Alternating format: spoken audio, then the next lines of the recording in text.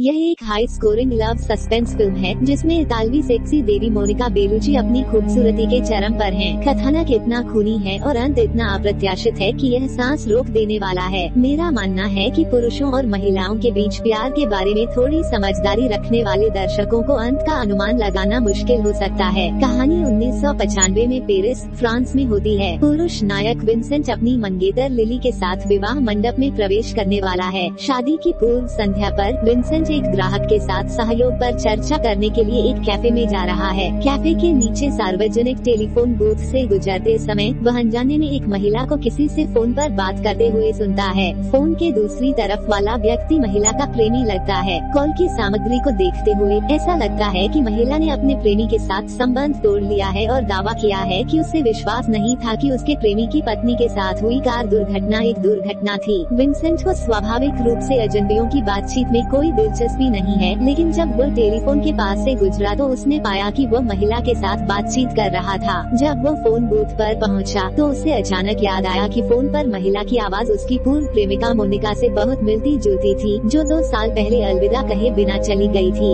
हालांकि उसने मोनिका को 2 साल से नहीं देखा था, फिर भी विंसेंट अपनी पूर्व प्रेमिका को भूल नहीं पाया था। इसलिए यह महसूस करने के बाद कि फोन पर महिला की आवाज मोनिका से मिलती जुलती थी, वो सहज रूप से फोन बूथ पर वापस आया ताकि यह पुष्टि कर सके कि फोन पर महिला मोनिका थी या नहीं। नतीजतन उसने केवल लाल ऊंची एड़ी के जूते पहने एक व्यक्ति को फोन बूथ से जल्दी से बाहर निकलते और पास की सीढ़ी के कोने पर गायब होते देखा। चूंकि वह देर होने वाला था, विंसेंट के पास महिला का पीछा करने का समय नहीं था, लेकिन वह फोन बूथ में ऐसे घुसा जैसे उस पर भूत सवार हो। अप्रत्याशित रूप से उसने न केवल मोनिका के परफ्यूम की खुशबू सूंघी जो वह इस्तेमाल करती थी, बल्कि होटल के कमरे की चाबी भी उठा ली, जिसके बारे में संदेह था कि फोन पर महिला उसे छोड़ गई थी। क्या ये हो सकता है कि अभी अभी दिखाई देने वाली महिला वास्तव में उसकी पूर्व प्रेमिका मोनिका थी, जिसे उसने 2 साल से नहीं देखा था। क्लाइंट के साथ बातचीत के दौरान विंसेंट अनुपस्थित मन का लग रहा था। उसका दिमाग मोनिका की छवि से भरा हुआ था। सौभाग्य से व्यापारिक बातचीत में कोई गलती नहीं हुई। क्लाइंट से नाता तोड़ने के बाद विंसेंट के विचार अनजाने में 2 साल पहले वापस चले गए, जब विंसेंट एक घरेलू उपकरण मरम्मत की दुकान में काम कर रहा था। उस दिन एक ग्राहक ने मरम्मत के लिए एक कैमरा भेजा। इसमें कई वीडियो ने विंसेंट की रुचि जगाई। वीडियो में महिला मोनिका थी। उसका आकर्षक चेहरा और हॉट बॉडी थी। उसकी गहरी और भावुक बड़ी आंखें और भी खूबसूरत थी। वीडियो देखते समय विंसेंट अनजाने में ही भावुक हो गया। संयोग से उस रात काम से छुट्टी मिलने के बाद उसकी मुलाकात सड़क पर मोनिका से हुई। विंसेंट खुद को रोक नहीं सका और दूसरे पक्ष का पीछा करते हुए उस अपार्टमेंट के नीचे चला गया जहां उसने किराए पर लिया था। मोनिका द्वारा खोजे जाने से बचने के लिए विंसेंट सामने की अपार्टमेंट बिल्डिंग में आया। सीढ़ियों की खिड़की से उसने देखा कि मोनिका चौथी मंजिल के कमरे में चली गई, इसलिए विंसेंट भी अनजाने में अंदर चला गया। चौथी मंजिल पर जाने के बाद जैसे ही वो अंधेरे सीढ़ी में खड़ा था और विपरीत खिड़की के पीछे मोनिका को खिड़की से झांक रहा था, एक निवासी ने गलियारे में वुल्फ लालटेन चालू कर दिया। अचानक रोशनी आ गई और विंसेंट मोनिका के सामने आ गया। जिस क्षण उनकी आंखें मिली, विंसेंट अजीब तरह से भाग गया। अगला दिन सप्ताहांत था और उसे काम पर नहीं जाना था। विंसेंट अपने अच्छे भाई मैथ्यू के जूते की दुकान पर मदद करने आया और कल मोनिका का पीछा करने के अपने अनुभव को मैथ्यू के साथ साझा किया।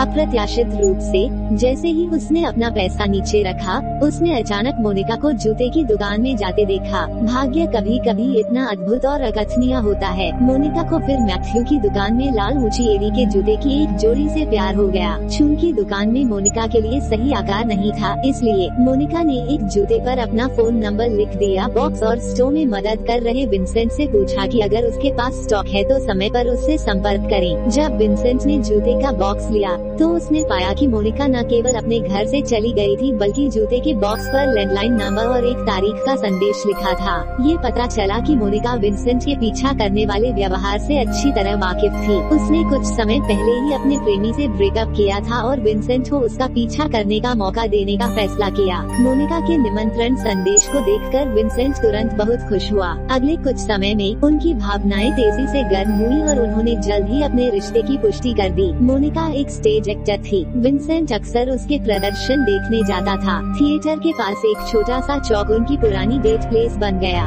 जब दोनों प्यार में थे तब विंसेंट को अमेरिका के न्यूयॉर्क में काम करने का मौका मिला। वो इस अच्छे अवसर को छोड़ना नहीं चाहता था, लेकिन वो मोनिका को छोड़ना बर्दाश्त नहीं कर सकता था। इसलिए इस बारे में सोचने के बाद उसने मोनिका को विकल्प देने का फैसला किया। अगर मोनिका उसके साथ रहने और अपने रिश्ते को अगले स्तर पर ले जाने के लिए तैयार थी, वह न्यूयॉर्क में काम करने का अवसर छोड़ देगा। मोनिका ने स्थिति के बारे में जानने के बाद तत्काल जवाब नहीं दिया, लेकिन उम्मीद जताई कि विंसेंट उसे इस बारे में सोचने के लिए एक दिन देगा और उसे अगले दिन काम से छुट्टी मिलने के बाद उस छोटे से चौक पर उसका इंतजार करने के लिए कहा, जहां वे अक्सर डेट करते थे। वो उसे तब जवाब देगा। विंसेंट अगले दिन काम से छुट्टी मिलने के बाद तय समय पर छोटे चौक पर आया, लेकिन वह शाम से देर रात तक इंतजार करता रहा, लेकिन मोनिका नहीं आई। विंसेंट ने सोचा कि उसकी प्रेमिका मंडली में ओवर टाइम कर रही है और डेट के लिए समय नहीं निकाल पाएगी, इसलिए उसने स्थिति के बारे में पूछताछ करने के लिए मंडली में जाने की पहल की। नतीजतन उसे कर्मचारियों ने बताया कि मंडली को इटली में प्रदर्शन करने का निमंत्रण मिला है। निका ने एक अपार्टमेंट किराए पर लिया और उम्मीद की कि उसकी प्रेमिका जाने से पहले उसे कुछ शब्द बता सकेगी। अप्रत्याशित रूप से मकान मालिक ने उसे बताया कि मोनिका पहले ही दिन में चली गई थी और वापस नहीं आएगी। विंसेंट ने आखिरकार तय किया कि उसकी प्रेमिका का अलविदा कहे बिना चले जाना वास्तव में एक मौन बयान था कि उनका रिश्ता खत्म हो गया है। विंसेंट के आत्मसम्मान को बहुत ठेस पहुंची। उस रात उसने अपना सामान पैक किया और न्यूयॉर्क के लिए उड़ान भरी। न्यूयॉर्क में काम करने के 2 सालों के दौरान विंसेंट की मुलाकात लिली से हुई,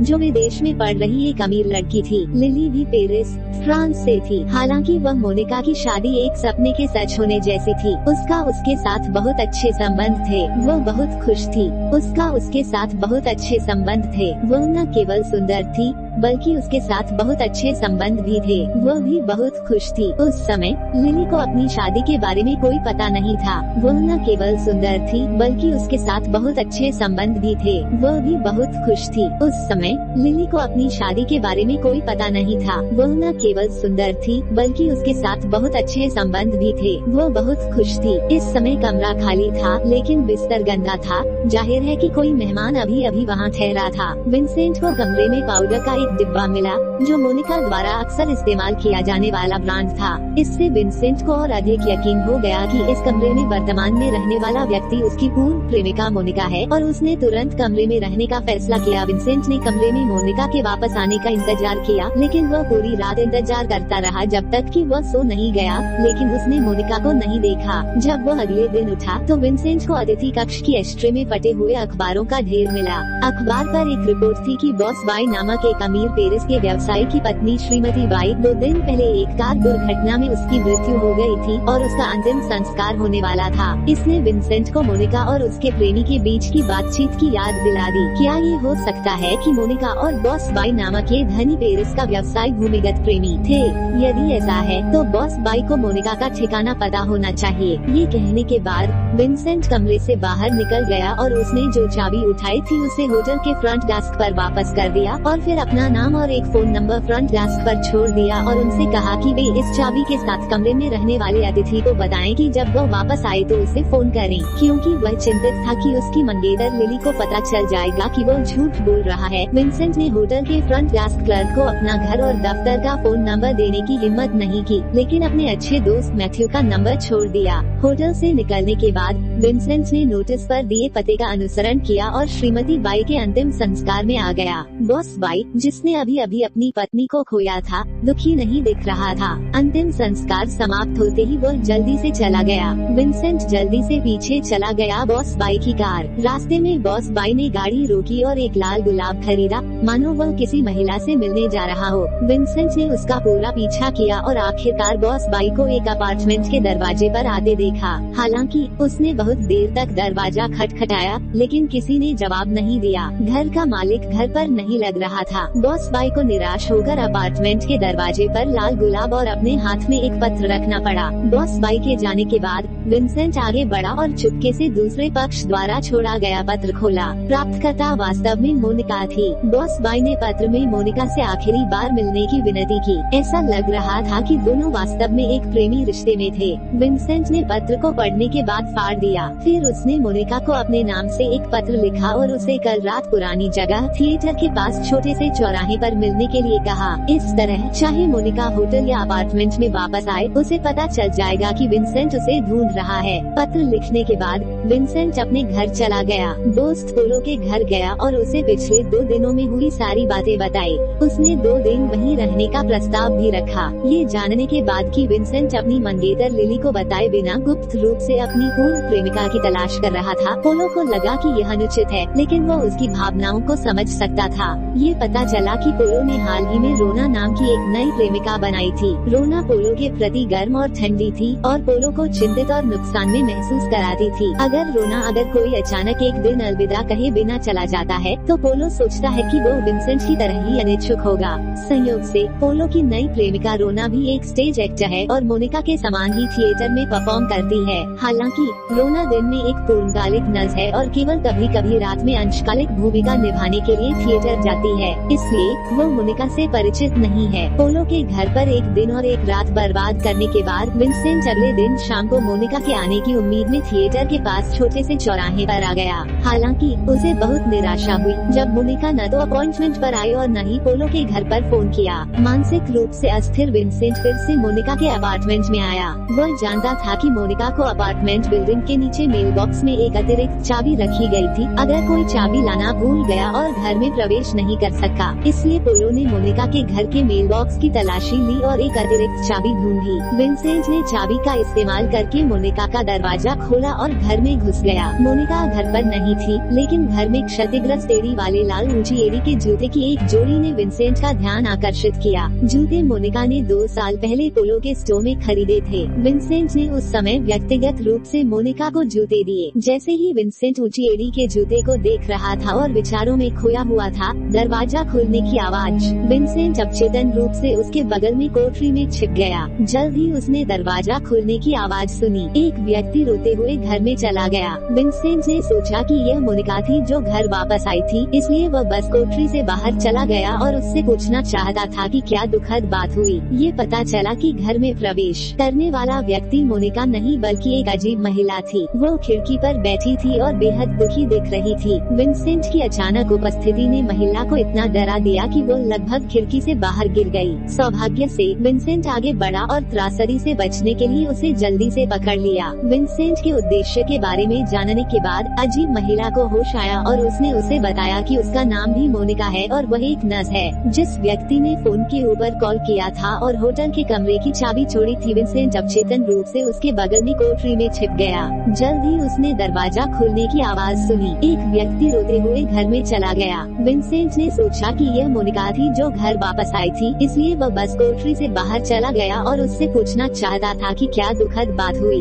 ये पता चला कि घर में प्रवेश करने वाला व्यक्ति मोनिका नहीं बल्कि एक अजीब महिला थी। वो खिड़की पर बैठी थी और बेहद उदास दिख रही थी। विंसेंट की अचानक उपस्थिति ने महिला को इतना डरा दिया कि वो लगभग खिड़की से बाहर गिर गई। सौभाग्य से विंसेंट आगे बढ़ा और त्रासदी से बचने के लिए उसे जल्दी से पकड़ लिया। विंसेंट के उद्देश्य के बारे में जानने के बाद अजीब महिला को होश आया और उसने उसे बताया कि उसका नाम भी मोनिका है और वह एक नर्स है। जिस व्यक्ति ने फोन के शीर्ष पर कॉल किया था और होटल के कमरे की चाबी छोड़ी थी, वो ये नर्स मोनिका थी। तब विंसेंट को एहसास हुआ कि उसने गलत व्यक्ति को ढूंढ लिया है। विंसेंट अचेतन रूप से उसके बगल में कोठरी में छिप गया। जल्द ही उसने दरवाजा खोलने की आवाज सुनी। एक व्यक्ति रोते हुए घर में चला गया। विंसेंट ने सोचा कि यह मोनिका थी जो घर वापस आई थी, इसलिए वह बस कोठरी से बाहर चला गया और उससे पूछना चाहता था कि क्या दुखद बात हुई। ये पता चला कि घर में प्रवेश करने वाला व्यक्ति मोनिका नहीं बल्कि एक अजीब महिला थी। वो खिड़की पर बैठी थी और बेहद उदास दिख रही थी। विंसेंट की अचानक उपस्थिति ने महिला को इतना डरा दिया कि वो लगभग खिड़की से बाहर गिर गई। सौभाग्य से